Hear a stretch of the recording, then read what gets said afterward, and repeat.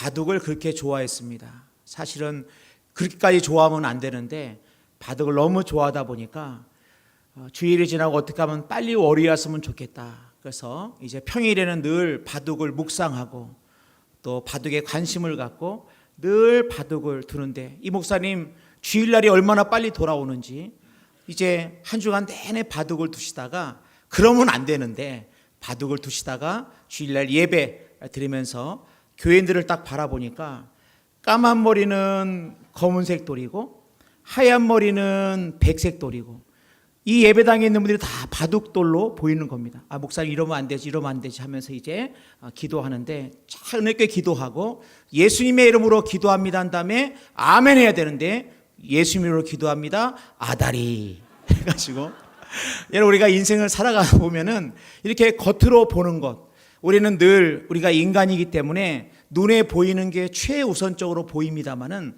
사실은 우리 인생을 살아가다 보면 눈에 보이는 것보다 더 중요한 게, 눈에 보이지 않는 것이 훨씬 더 중요한 것이 많다고 하는 것입니다.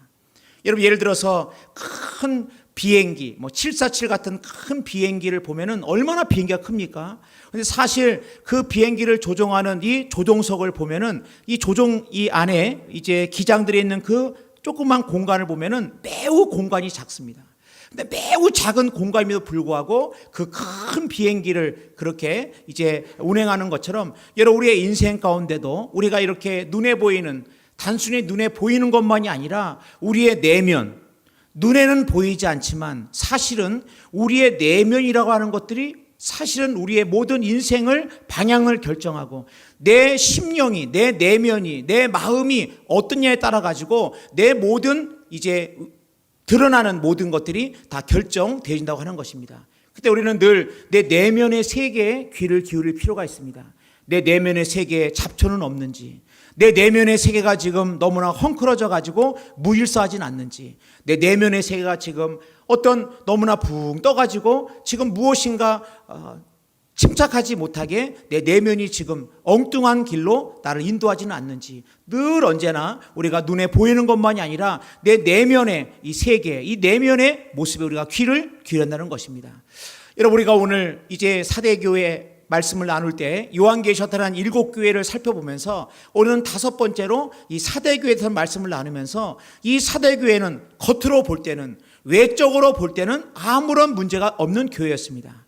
그렇다고 한다면 하나님께서 이렇게 아무런 겉보기에는 아무런 문제가 없는, 외면적 표면적으로는 문제가 없는 사대교회를 향해 가지고 하나님은 뭐라고 말씀하셨는가, 우리 한번 이 말씀을 통해서 한번 살펴보기를 원합니다. 첫 번째로 하나님께서는 사대교회는 살았다는 이름은 가졌으나 죽은 교회로 책망을 하셨습니다. 계시록 3장 1절입니다. 사대교회 사역에 편지하라. 하나님의 7영과 7뼈를 가진 이가 이르시되 내가 내 행위를 아노니 내가 살았다는 이름은 가졌으나 죽은 자로다. 여러분 우리가 이 사대교회 주님이 평가할 때 살았다는 이름은 가졌지만 사실은 너희가 죽은 자라고 책망했다고 하는 것입니다. 먼저 우리가 이 사대교회가 위치했던 사대라고 하는 곳을 살펴볼 때, 이 사대는 이 버가모 교회로부터, 버가모라는 도시로부터 약 동남쪽 80km 정도에 위치한 이 도시입니다. 그런데 이 사대라고 하는 이 도시는 BC 1200년경, 200년경에 세워진 도시입니다. 그러니까 이 소아시아에서 가장 오래된 도시입니다. 그런데 이 사대가 뭘로 유명하느냐? 이 사대는 금이 나왔어요. 황금이 나오는 그러한 도시였습니다. 그러다 보니까 여러분 생각해 보세요. 만약에 여러분이 사는 동네에 금이 나오기 시작합니다. 우리 감정동에 막 어딜 팠는데 막 금이 나와요. 그러면 그 도시 자체가 얼마나 많은 사람들이 그 금으로 인해 가지고 부욕해 되고 그 도시가 얼마나 활발하겠습니까? 그것처럼 이 사대라고 하는 이 도시는 금이 생산되는 도시다 보니까 많은 사람들이 몰려들었고, 또 이 금으로 인해 가지고 매우 부유한 도시였다고 하는 것입니다. 그래서 이 사대교회의 별명이 뭐냐면 황금의 도시입니다. 그래서 이 사대교는 이렇게 부유한 도시였고, 또 이 사대라고 하는 곳이 위치한 곳이 두 강 사이에 위치하다 보니까 천혜의 요새입니다. 더군다나 그 당시에 아프리카와 아시아와 유럽을 잇는 이 왕의 대로라고 하는 이 길목, 이 왕의 대로 가운데 이 사대가 위치했기 때문에 많은 사람들에게 그야말로 많은 부를 이제 창출하고 이 부를 누리던 곳이 어떤 곳이냐? 바로 이 사대였다고 하는 것입니다. 그래서 이런 배경을 가진 이 사대교회가 세워졌는데, 정확하게 성경에서는 이 사대교회가 세워진 배경을 말씀하고 있지 않습니다만은, 아마 에베소에서 바울이 3년 동안 머물고 있을 때 사대에서 온 몇몇 사람들이 이 바울을 통해서 예수의 복음을 듣고 그들이 돌아가서 이 사대교회를 개척했고, 이 교회가 후에는 사도 요한이 이 사대교회에서 목회를 하기도 했습니다. 여러분, 그런 의미로 본다면 이 사대교회는 굉장히 외적으로 아주 편안한 교회입니다. 부족함이 없는 교회입니다. 뭐 서머나 교회처럼 환난과 외적인 핍박이 있었던 것도 아니고, 그 다음에 우리가 지난 시간에 살펴봤듯이 에베소 교회처럼 이골라당이 있어가지고 이단들이 침투해가지고 흐트러뜨린 것도 아니고, 도전이 있었던 것도 아니고, 그러니까는 이 사대교회는 한마디로 얘기하면은 아주 부유한 사람들이 모여가지고 아무런 부족함이 없는, 환난도 없고 핍박도 없고 이단의 도전도 없고, 그야말로 우리가 어떻게 보면은 참 좋은 교회다라고 그렇게 할 만한 교회인데, 주님은 뭐라고 말씀하십니까? 사대교량에서 너희들이 살았지만 죽은 교회라고 책망하신다고 하는 것입니다. 요한계시록에는 7교회 가운데서 이제 책망만 받은 교회는 2교회입니다. 바로 이 사대교회와 라오디게아 교회가 책망만 받았습니다. 그래서 보통 교회들의 이름을 지을 때에 서머나 교회는 많이 있어요. 여러분 네이버나 이런 데 찾아보면은 교회 이름을 쳐보면은 서머나 교회 많이 있습니다. 빌라델피아 교회 많이 있습니다. 그런데 사대교회 없어요. 왜냐하면 책망만 받았기 때문에. 그렇다면 여러분, 왜 그랬을까? 왜 이렇게 사람들이 볼 때는 저 사는 교회처럼 보이고 사람들이 볼 때는 괜찮은 것처럼 보이는데 왜 주님은 그렇게 평가할까? 여러분, 제가 이제 군에 가기 전에는 회를 잘 못 먹었습니다. 또 먹을 기회가 없어가지고. 근데 해군에 입대하다 보니까 해군은 늘 바닷가를 끼고 있기 때문에 회를 먹을 기회가 있어가지고, 제가 입대한 지 얼마 안 돼가지고 어떤 분이 초청을 해가지고 횟집에 갔는데, 저는 지금도 그 회를 잊을 수 없는 회입니다. 왜냐하면 고기가 생선이 딱 나왔는데 뼈가 다 발라져 있어요. 회를 다 쳤습니다. 그런데 그 생선, 머리가 아니라 생선은 대가리죠. 생선 대가리. 이 생선 대가리는 눈이 껌뻑껌뻑 하는 겁니다. 깜짝 놀랐습니다. 깜짝. 아니, 세상에 회를 다 쳐가지고 지금 뼈다귀가 다 나와 있는데, 아니 그 머리에는 뭡니까? 이 눈이 깜빡깜빡하고 그다음에 이 아가미가 번떡번떡하는데 깜짝 놀래가지고, 아니 이게 지금 살았다고 하기에는 이미 다 회를 쳐가지고 이미 지금 뼈다귀가, 생선뼈가 다 보이고, 그렇다고 죽었다 하기에는 눈을 껌뻑껌뻑하니까 이거 죽은 것도 아니고, 살았다고 할까 죽었다고 할까, 저는 그런 회를 제가 지금도 잃을 수가 없는데, 이 사대교회가 바로 오늘 주님 때 너희들이 살았다고는 하지만 사실은 죽었다고 말할 때 왜 그러면 죽었다고 말씀했을까? 계시록 3장 2절 말씀에 이런 말씀이 있습니다. 너는 일깨워 그 남은 바 죽게 된 것을 굳건하게 하라. 내 하나님 앞에 내 행위에 온전한 것을 찾지 못하였나니. 그러니까 이 사대교회가 뭡니까? 행위에 온전한 것을 찾지 못했다. 그러니까 다시 말해서 이 사대교회는 왜 처음부터야 그렇겠습니까? 이 복음을 받았을 때, 믿음을 들었을 때 얼마나 이 교회가 복음에 왕성했고, 이 교회가 얼마나 예수의 복음에 정말 그 사명을 감당했겠습니까? 그런데 어느덧 이 교회가 점점 시간이 지나가게 되고 점점 부유해지기 시작할 때, 이들은 그리스도인으로서의 이 아름다운 행위, 믿음의 행위를 갖다가 찾아볼 수 없는, 그야말로 껍데기밖에 없고 외모밖에 없고 외관은 있지만 모양은 있지만 능력을 잃어버린 교회가 되어버리고 말았다고 하는 것입니다. 우리가 예수를 믿을 때에 믿음이 있는 사람에게 반드시 나타나는 건 뭡니까? 바로 이 행위라고 하는 것입니다. 그래서 여러분, 이 믿음과 행위는 따로 떨어질 수 있는 것이 아니라 믿음 있는 자에게는 행위가 있는 것이고, 행위로 사는 사람은 믿음으로 사는 삶일 것을 우리가 알 수 있다고 하는 것입니다. 마치 믿음과 행위라고 하는 것은, 믿음은 뿌리라고 한다면 행위는 열매입니다. 그럼 우리가 열매를 통해서 우리가 믿음의 뿌리를 알 수 있고, 믿음과 행위는 동전의 앞뒤면과 같고 비행기의 양 날개와 같습니다. 비행기의 양 날개 중에 어느 쪽 날개가 더 중요합니까? 왼쪽입니까? 오른쪽입니까? 이런 질문은 어리석은 질문일 것입니다. 다 중요한 것처럼 우리가 이 땅을 살아가면서 예수를 믿을 때, 내가 예수님을 구주로 고백하고 예수를 내 인생의 구주와 주님으로 모신 인생 가운데는 뭐가 반드시 나타내지냐? 믿음에 근거한 행위가 나타난다는 것입니다. 그래서 저 사람을 딱 보면은 저 사람은 정말 예수 믿는 사람이구나. 제가 여러분이 질문하고 싶은 것이 있는데, 여러분 믿음은 보여줄 수 있습니까? 내가 믿음이 있다. 여러분 이 믿음을 보여줄 수 있나요? 여러분 어떻게 생각하십니까? 목사님, 믿음을 보여줄 수 있느냐? 야고보서에서는 우리가 이 믿음을 보여줄 수 있다라고 말씀하고 있습니다. 야고보서 2장 18절입니다. 어떤 사람은 말하기를 너는 믿음이 있고 나는 행함이 있으니 행함이 없는 내 믿음을 내게 보이라. 나는 행함으로 내 믿음을 내게 보이리라. 여러분, 믿음은 뭐예요? 믿음은 우리가 행함을 통해 가지고 우리의 믿음을 보여줄 수 있다고 하는 것입니다.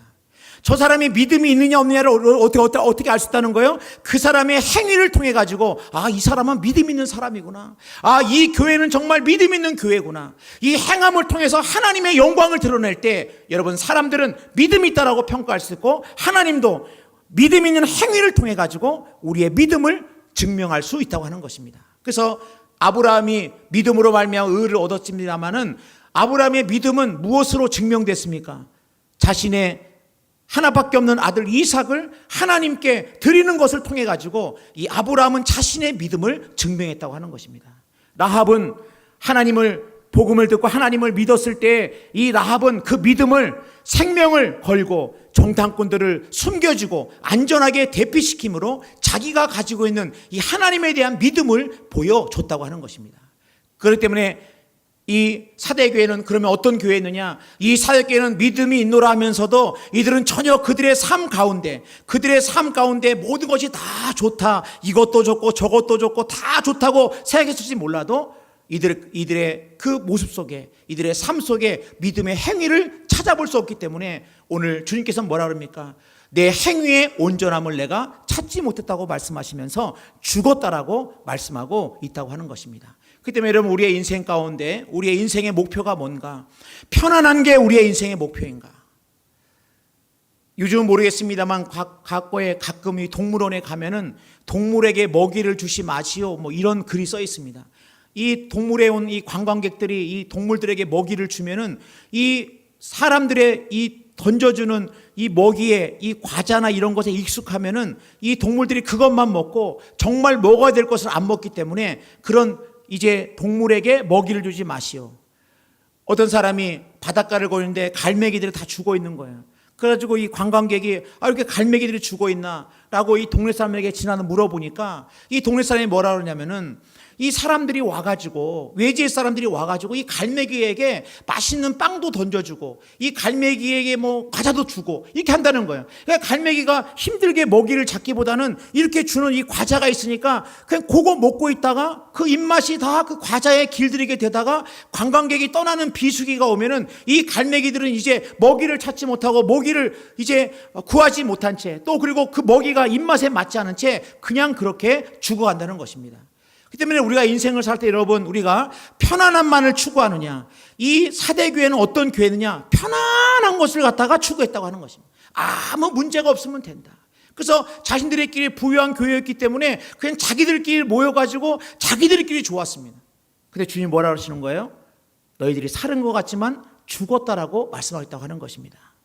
미국의 달라스 신학교의 총장이었던 척 스윈덜 목사님은 살아있는 교회의 특징에 대해서 이렇게 정의를 했습니다. 살아있는 교회는 믿음과 기도를 바탕으로 행동한다. 그러니까 살아있는 교회는 뭐예요? 믿음과 기도를 바탕으로 행동한다는 거예요. 죽어있는 교회는 눈에 보이지 않으면 실행하지 않는다. 죽어있는 교회는 뭐예요? 그냥 인간적인 눈으로만 판단해가지고 내 자신들의 생각만을 가지고 교회를 갖다가 이끌어가는 것이지 믿음과 기도로 행동하지 않는다는 겁니다. 살아있는 교회는 어려움이 있더라도 변화를 시도한다. 죽어있는 교회는 아무런 변화도 시도하지 않고 주변 탐만한다. 이렇게 말씀하고 있고, 살아있는 교회는 사역에 헌신하기 위해서 지원하는 교인들이 많지만 죽어가는 교회는 있던 사역마저도 점점 사라진다. 살아있는 교회는 아이들이 많이 시끌벅적하지만 죽어있는 교회는 공동묘지처럼 고요하다, 조용하다. 살아있는 교회는 교실, 주차장 등 늘 공간에 부족함이 있지만 죽어가는 교회는 공간에 대한 염려가 없다. 살아있는 교회는 언제나 일꾼이 부족하지만 죽어가는 교회는 일꾼을 찾을 필요가 없다. 살아있는 교회는 언제나 예산을 초과하여 쓰지만 죽어가는 교회는 은행에만 잔고가 많다. 살아있는 교회는 주는 자로 가득하지만 죽어가는 교회는 티내는 자로 가득 차 있다. 살아있는 교회는 믿음 위에 운행하고 죽어가는 교회는 인간적인 판단 위에 운행한다. 뭐 이거 다 말할 수 없겠습니다만 여러분, 이 가운데 우리가 능히 공감하는 부분이 있습니다. 여러분, 교회는 회사도 아니고 교회는 친목단체도 아닙니다. 여러분, 교회가 존재하는 목적이 무엇입니까? 교회가 존재하는 목적은 하나님께서 명령하신, 말씀하신 하나님의 그 말씀을 따라 순종함으로 인해 가지고 하나님께 영광을 돌리고 사명을 따라 사는 바로 그 기관이 바로 이 교회라고 하는 것입니다. 사대교회는 어땠다는 거예요? 사대교회는 그냥 편안하게 그냥 외적으로는 아무 문제가 없이 그냥 자신들의 지금까지 했던 익숙한 대로 살아갈 때 주님께서는 주님께 책망을 받았다고 하는 것입니다. 여러분, 우리는 늘 기억을 해야 됩니다. 내가 과연 살아있는가? 내가 지금 우리 교회가 지금 살아있는 교회인가? 우리가 기도하기는 정말 펄펄 뛰는 살아있는 생명력을 가지고 하나님 보실 때 이 많은 교회들 가운데 믿음의 최전방에 서가지고 한국 교회와 또한 세계 열방의 복음을 위해 가지고 우리가 믿음으로 나가는 그런 교회가 될 줄로 우리가 믿습니다. 여러분, 두 번째로 그렇다고 한다면 예수님은 말씀하시는 거예요. 다시 깨어서 남은 것을 굳게 해서 다시 한번 도전을 주십니다. 그러니까는 우리가 생각할 때 이 사대교회가 죽은 교회처럼 그냥 편안하게 아무런 것도 하지 않고 그냥 여기가 좋사오니 그냥 편안하게 있을 때 주님 말씀하시는 거예요. 사대교회야, 너 언제까지 그러고 있을래? 너 언제까지 그렇게 죽어 있는 것처럼 그러고 있을래?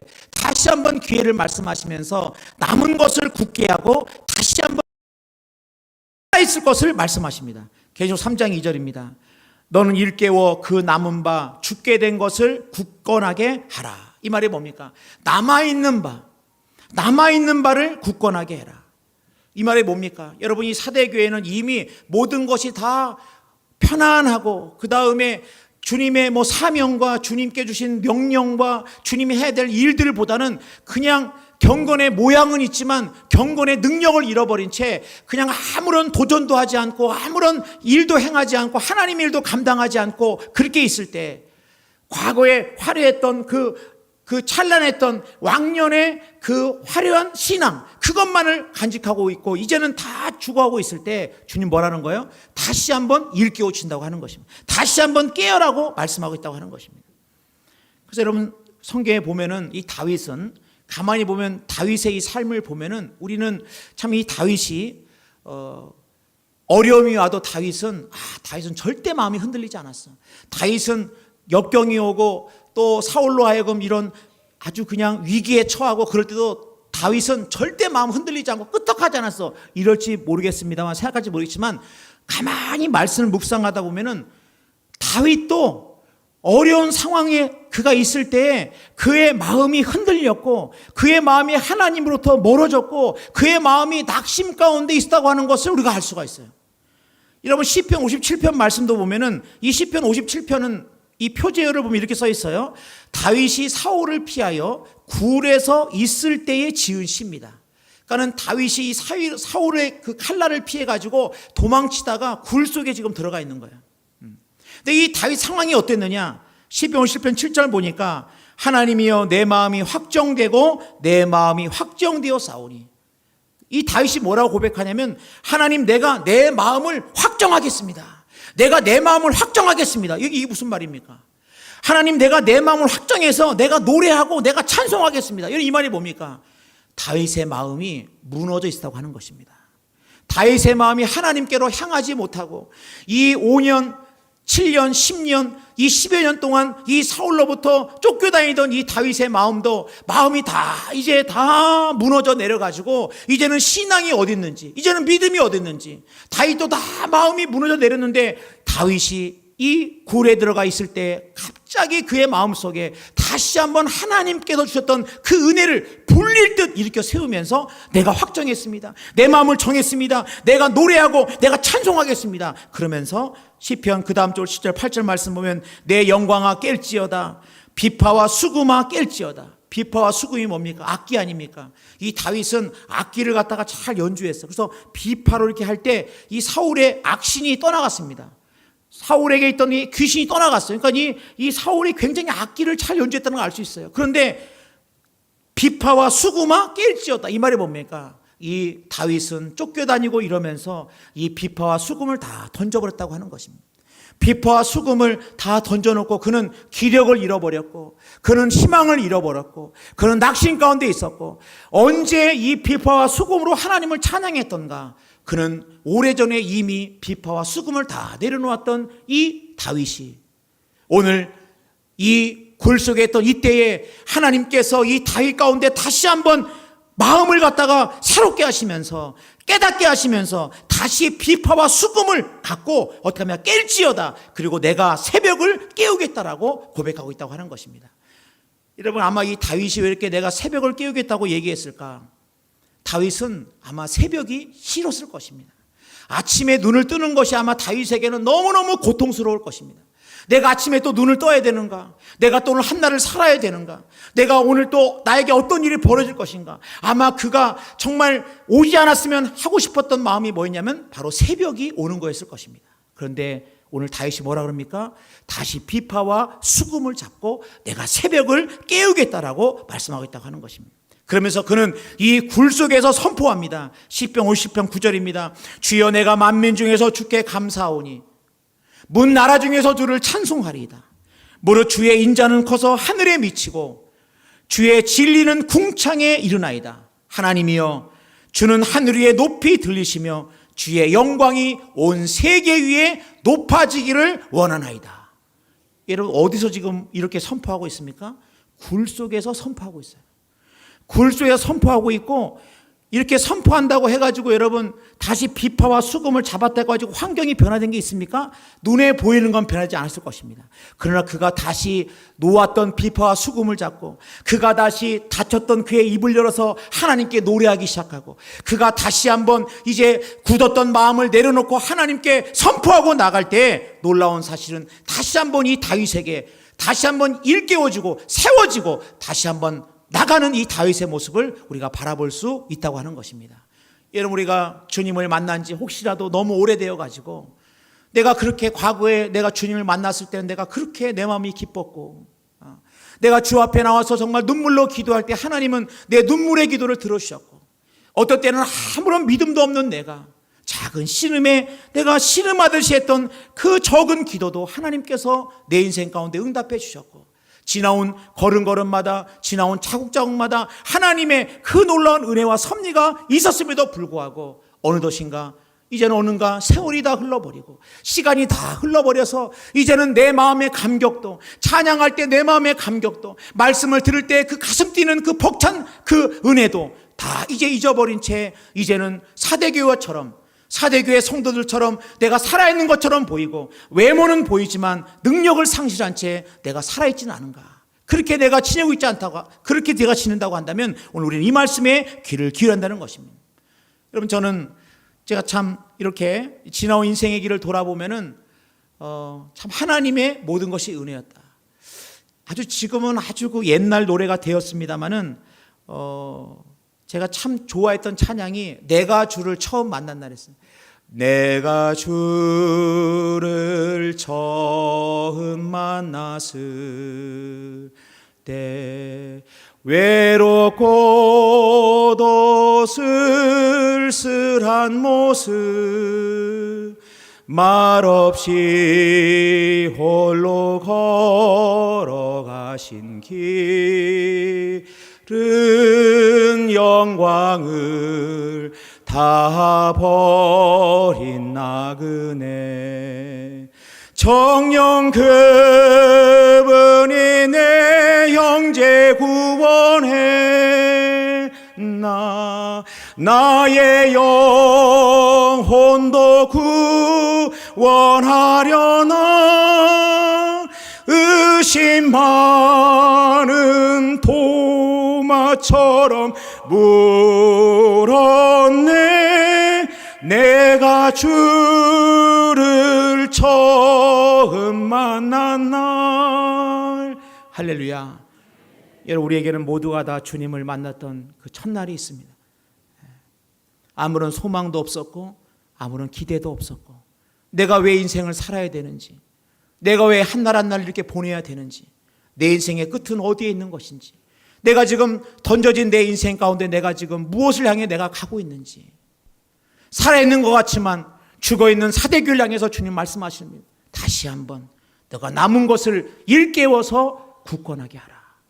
여러분, 우리 모든 심령이 다시 한번 다윗이 굴 속에서 던져버렸던 비포와 수금을 다시 한번 잡고, 다윗이 굴 속에서 다시 한번 다쳤던 그의 입을 열어 하나님을 찬양하고, 다윗이 다시 한번 자신의 삶의 그 역경 속에서 믿음으로 섰던 것처럼 우리의 시선을 연약한 나 자신이 아니라 하나님께 이 시선을 고정시키고, 나의 삶 가운데, 내 모습 걸음 가운데 내가 다시 한번 하나님의 생명의 말씀을 붙들고 믿음으로 주 앞에 나가 다시 한번 일어설 수 있는 귀하고 복된 우리 모두가 되고 우리 교회가 되고 이 사명을 감당할 수 있는 살아있는 펄펄 뛰는 하나님의 몸된 교회가 되기를 주님의 이름으로 축복합니다.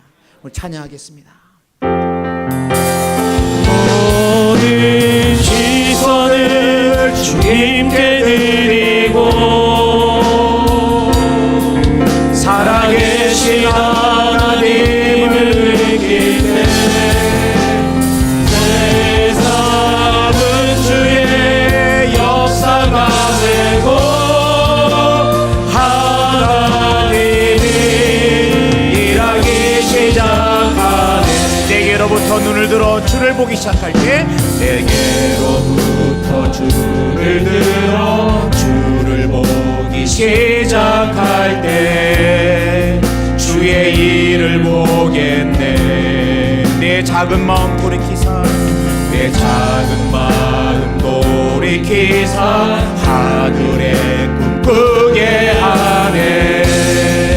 주님을 볼 때 우리가 이런 찬양했습니다. 시선을 주님께 드리고 살아계신 하나님을 느낄 때, 살아계신 하나님을 느낄 때 내 삶은 주의 역사가 되고 하나님이 일하기 시작하네.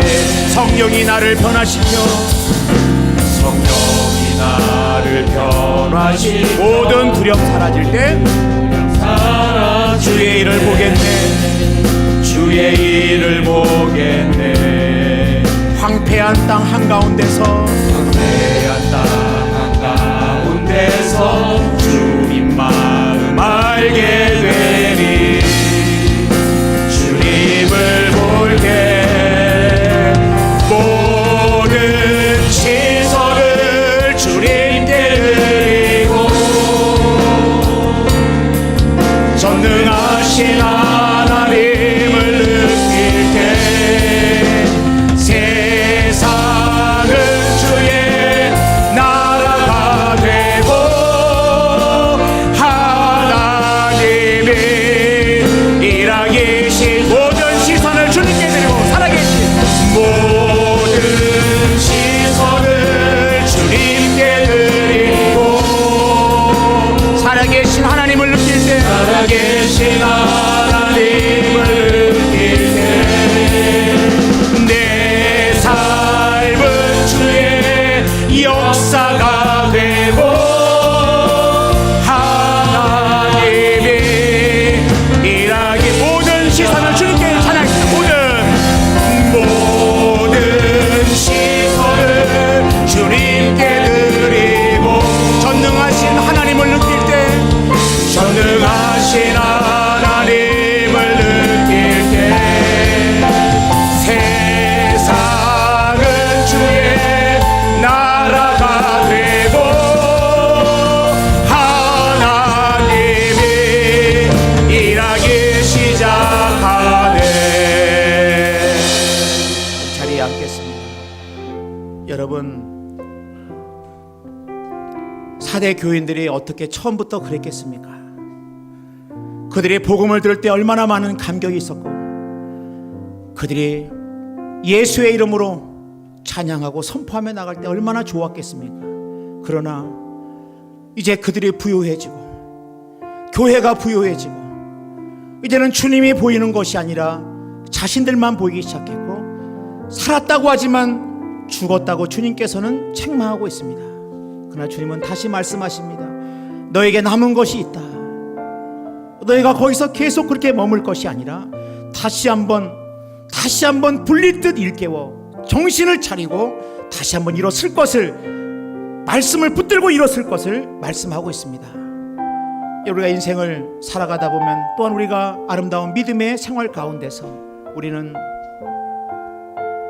지나온 인생의 걸음걸음을 돌아볼 때마다 우리가 얼마나 인생의 목적도 모르고 살았고 방향도 모르고 살았고, 어떤 때는 내가 왜 살아야 되는지도 모른 채 방황하고, 때로는 세상에 일치고 저리치고 낙심하고 무기력해지고 입도 닫아지고 들고 있던 찬양도 식어져 버리게 되고, 마치 다윗처럼 수금과 비파도 던져버리고 입술을 열 만한 믿음도 다 이젠 사라져 버렸던 그때에 다윗은 굴 속에서 다시 한번 그가 내 영혼에게 다시 한번 불릴 듯 자신을 일으켜 세우면서 선포하고 찬양하고 수금과 비파를 다시 드는 이 모습을 통해서, 여러분, 오늘 이 자리에 여러분들이 나온 것 같지만 사실은 하나님께서 여러분들을 사랑하고 계시고, 이제는 여러분들 가운데 더 이상 세상에 일치고 저일치는 것이 아니라 꿈도 잊어버리고 해야 될 것도 잊어버리고 매일 자신의 모습만 바라보면서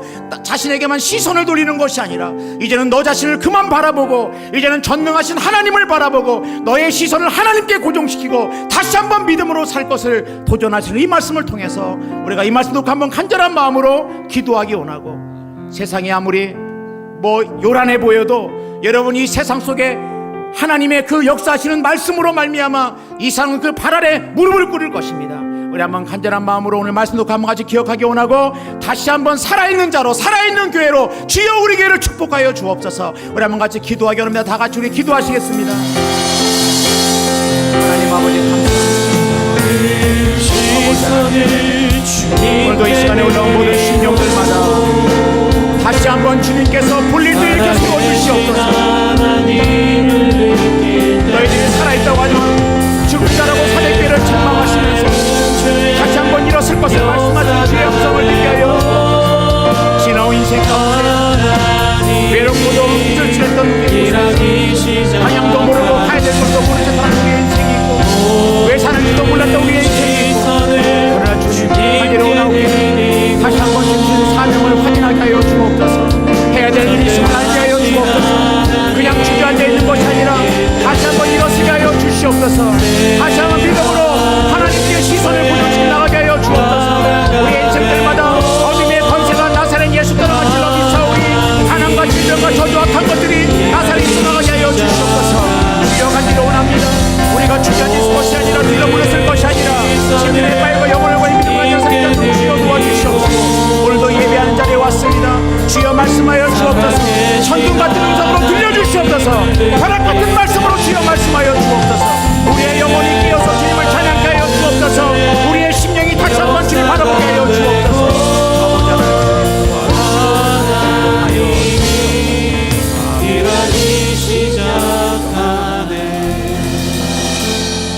이 모든 말씀 예수님의 이름으로 기도하옵나이다.